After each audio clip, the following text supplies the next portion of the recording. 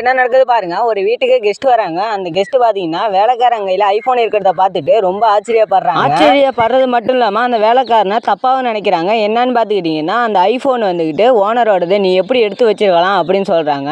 அதுக்கு அந்த வேலைக்காரன் சொல்றான், இல்ல இது என்னோட ஓனர் எனக்கு கிஃப்டா கொடுத்தாங்க அப்படிங்கிறான். இல்லடா நீ பொய் சொல்ற, ஐபோன்லாம் யார் உனக்கு கிஃப்டா தருவா அப்படிதான் கேட்டாங்க.